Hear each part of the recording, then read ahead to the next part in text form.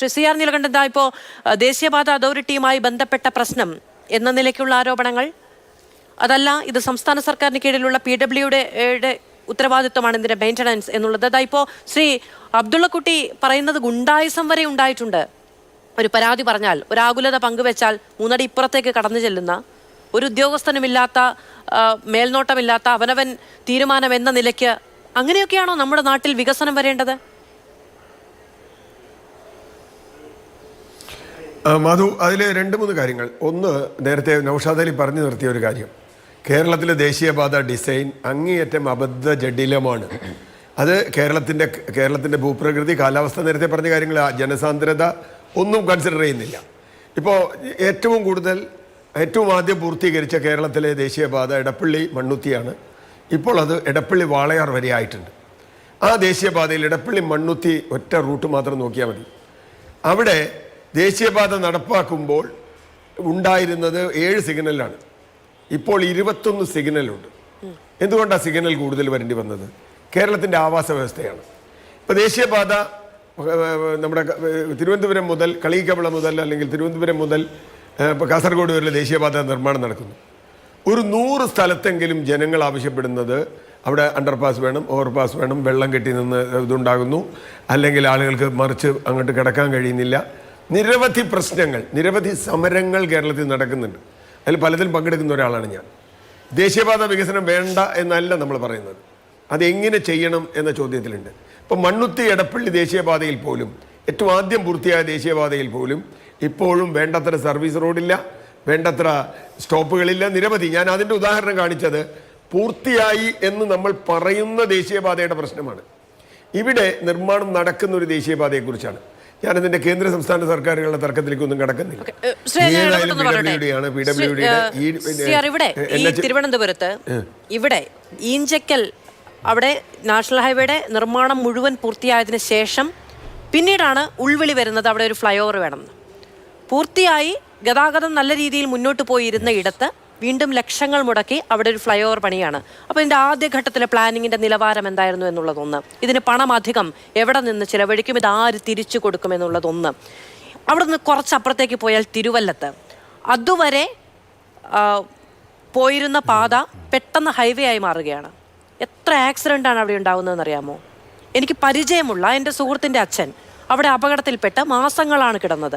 ഇങ്ങനെ അത് ദൂരയാത്ര വരുന്ന വാഹനങ്ങൾ ഗണിച്ചറിയണം ഇത് പെട്ടെന്ന് ഹൈവേ ആയി മാറുന്നു എന്നുള്ളത്. ആ രീതിക്കാണ് ഈ നാട്ടിൽ നിർമ്മാണവും മുന്നോട്ട് പോകുന്നത്, അതിന്റെ പ്ലാനിങ് മുന്നോട്ട് പോകുന്നത്. അല്ല, ഇത് ശരിയാണ്. ഇപ്പൊ നേരത്തെ അദ്ദേഹം പറഞ്ഞല്ലോ, അബ്ദുള്ളക്കുട്ടി പറഞ്ഞല്ലോ, ദേശീയപാതയുടെ നിർമ്മാണത്തിൽ ഇപ്പോൾ അരൂർ തുറവൂർ എത്ര കാലമായി അവിടെ സമരം നടക്കുന്നു എന്നറിയോ? ഹൈക്കോടതി എത്ര പ്രാവശ്യം അതിൽ ഇടപെട്ടു? കേരളത്തിന്റെ പല ഭാഗത്തും ഈ പറഞ്ഞ പോലെ, നേരത്തെ മധു ചോദിച്ചല്ലോ കോടതി പോയിക്കൂടെ എന്ന്. കോടതി എത്ര പ്രാവശ്യം ഇടപെട്ടു? ഒന്നും നടക്കുന്നില്ല, ഒരു വസ്തു നടക്കില്ല. കാരണം എന്താണെന്ന് അറിയാം, അതിലൊരു കാര്യം, ഈ കോൺട്രാക്ടർമാർ ഈ നിർമ്മാണങ്ങളിലൊക്കെ സർവാധികാരികളാണ്. എഞ്ചിനീയർമാരും ഒരു പരിധിവരെ രാഷ്ട്രീയക്കാരും ഇവരോട് മിണ്ടില്ല. കാരണം അതാണ് ഇപ്പം നേരത്തെ അബ്ദുള്ളക്കുട്ടി പറഞ്ഞൊരു കാര്യം.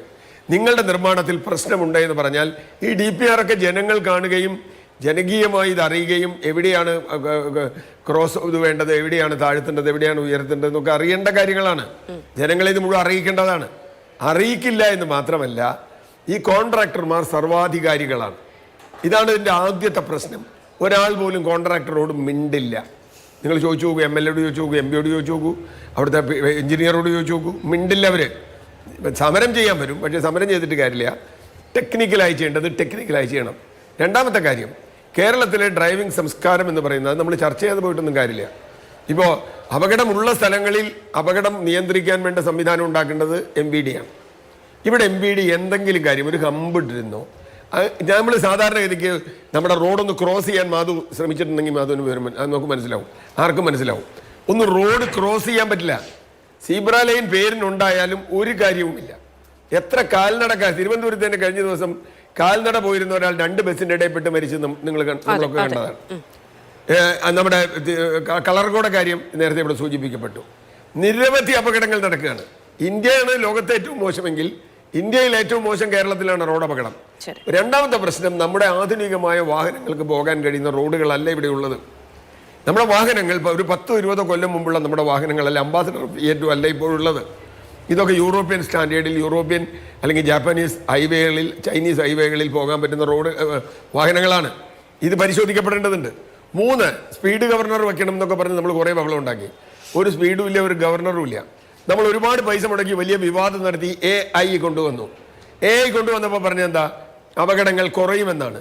അപകടങ്ങൾ കുറഞ്ഞു. ഗവർണറുമായി ബന്ധപ്പെട്ട് മറ്റൊരു സാങ്കേതിക പ്രശ്നം നമ്മൾ നല്ല റോഡുകൾ ഉണ്ടാക്കുന്നത് വേഗത്തിൽ യാത്രാ സൗകര്യം ഉണ്ടാക്കുക എന്നുള്ളതാണല്ലോ. ഇത്രയും നല്ല റോഡ് പണിതിട്ടിട്ട് നേരത്തെ ഗതിയിലുള്ള ഒരു വേഗ നിയന്ത്രണം നമുക്ക് സാധ്യമല്ല. അതിനുവേണ്ടിയാണെങ്കിൽ നമ്മൾ ഇത്രയധികം പണം മുടക്കേണ്ടതില്ലല്ലോ. അല്ല മാധു, സുരക്ഷിതമായ യാത്ര എന്നത് വളരെ പ്രധാനമാണ്. എങ്ങനെയെങ്കിലും വേഗം എത്തിയാൽ പോരല്ലോ. നിങ്ങൾ റോഡിന്റെ കപ്പാസിറ്റി കൂട്ടുന്നു, ഞാൻ നേരത്തെ വേഗതയുടെ നിയന്ത്രണം മാത്രമാണ് പറഞ്ഞത്. വേഗ നിയന്ത്രണം വേണമെന്ന കാര്യത്തിൽ ഇവിടെ തർക്കമൊന്നുമില്ല. നേരത്തെ അത് വളരെ ചുരുക്കമാണ് അത് തീരുമാനിച്ചിരുന്നത്. ആ നിലയ്ക്ക് പോകാൻ നമുക്ക് ഇത്രയധികം വലിയ റോഡുകൾ വേണ്ടതില്ല. അല്ല, ഞാൻ പറഞ്ഞ വേഗം കുറയ്ക്കണമെന്നല്ല, കുറയ്ക്കണോ കൂട്ടണമെന്നല്ല. അപകടകരമായ സ്ഥലങ്ങളിൽ വേഗ നിയന്ത്രണം വേണം. അത് ഏത് ദേശീയപാതയിലും ഇന്റർനാഷണൽ സ്റ്റാൻഡേർഡിലും അതുണ്ട്. അവരവിടെ എഴുതി വെച്ചിരിക്കും ഇത്ര സ്പീഡിൽ ഇത് പോകാവൂന്ന്. ഇവിടെ അങ്ങനെയുള്ള ബോർഡ് ആരെങ്കിലും നോക്കിയിട്ടുണ്ടോ? അതാണ് ഞാൻ ചോദിച്ചത്. AI എന്ന് വെച്ചാൽ നമ്മളൊരു സാധനം വെച്ചല്ലോ, ഒരുപാട് ചർച്ച ചെയ്തല്ലോ നിങ്ങൾ ചാനലുകാരെല്ലാവരും, ഞാനടക്കം. എന്നിട്ട് ഇപ്പൊ എന്താ കേരളത്തിൽ കുറഞ്ഞോ? കേരളത്തിൽ അപകടം കുറഞ്ഞോ കൂടിയോ? അന്ന് വാദിച്ചൊരു കാര്യം ഇത്രയും ചെലവാക്കി വെച്ചാലും അപകടം മനുഷ്യജീവൻ വളരെ പ്രധാനമാണ് എന്നൊക്കെയാണ്. ഇപ്പൊ ദേശീയപാത വികസനത്തിലും അപകടം ഉണ്ടാവുന്നത് റോഡ് മോശമായത് കൊണ്ടാണ് എന്നല്ല, റോഡ് നല്ലത് എന്ന് പറഞ്ഞാൽ സുരക്ഷിതമാണ് നല്ല റോഡ് എന്ന് നമ്മൾ മനസ്സിലാക്കണം. തോന്നുന്നു ഈ പറയുന്ന നിർമ്മാണത്തിലെ അപാകതയുമായി ബന്ധപ്പെട്ട് മോട്ടോർ വാഹന വകുപ്പ് അത് പരിഹരിക്കണമെന്ന നിർദ്ദേശം സർക്കാരിന് മുന്നിൽ വെച്ചിട്ടുണ്ടായിരുന്നു. അത് പക്ഷേ അത് കൈക്കൊണ്ടിട്ടില്ല എന്നുള്ളതാണ് നമുക്ക് മനസ്സിലാവുന്നത്. അത് അങ്ങനെ ഒരു ഇനിഷ്യേറ്റീവ് മോട്ടോർ വാഹന വകുപ്പിന്റെ ഭാഗത്തുനിന്ന് ഉണ്ടായിട്ടുണ്ട്. നമ്മൾ എല്ലാ കാര്യങ്ങളിലും വിമർശനം മാത്രം ഉന്നയിച്ചു പോകുക പാടില്ലല്ലോ. അവർ ചെയ്തതാണ്, അതുകൊണ്ട് പറഞ്ഞു. അല്ല, ഈ വിഷയത്തിൽ മധു, ഞാൻ ഈ പനയമ്പാടത്തെ കാര്യം മാത്രമല്ല പറയുന്നത്. കളർ കോഡ് ഉണ്ടായതോ അല്ലെങ്കിൽ മറ്റെവിടെയെങ്കിലും ഉണ്ടായിക്കൊണ്ടിരിക്കുന്നതോ അവിടെയൊന്നും മോട്ടോർ വാഹന വകുപ്പ് ചെയ്യുന്നില്ലയോ എന്നുള്ളതല്ല ചോദ്യം. ഇത് സുരക്ഷിതമാക്കാൻ നമ്മുടെ ഭാഗത്ത് നിന്ന് എന്ത് നടപടി എടുക്കുന്നു? യാത്ര വേഗത്തിലാക്കൽ മാത്രമല്ല, യാത്ര സുരക്ഷിതമാക്കൽ പ്രധാനമാണ്. ഡ്രൈവിംഗ് സംസ്കാരമോ ഓവർ സ്പീഡോ അടക്കമുള്ള കാര്യങ്ങൾ, നല്ല വാഹനങ്ങൾ, നല്ല അതിൻ്റെ കണ്ടീഷൻ, സ്പീഡ് ഗവർണർ വേണമെങ്കിൽ സ്പീഡ് ഗവർണർ വേണം. ലോകത്തിൽ പല സ്ഥലത്തും സ്പീഡിന് നിയന്ത്രണമുണ്ട്. ഒരു സ്ഥലത്തും നിങ്ങൾക്ക് 200 കിലോമീറ്റർ വേഗതയിൽ എല്ലാ റോഡിലൊന്നും പോകാൻ പറ്റില്ല. അപ്പൊ അത് നമ്മൾ വെച്ചിട്ടുണ്ടോ? നമ്മുടെ നിയന്ത്രണ സംവിധാനങ്ങൾ ഉണ്ടോ? നിയന്ത്രണ സംവിധാനങ്ങൾ ഫലപ്രദമാണോ? ഞാൻ പറഞ്ഞില്ലേ, ദേശീയപാതയിൽ പോലും നിങ്ങൾക്ക് ബസ് ബേ ഇല്ല. 4 വരി പാതയിൽ ബസ് ബേ ഇല്ല.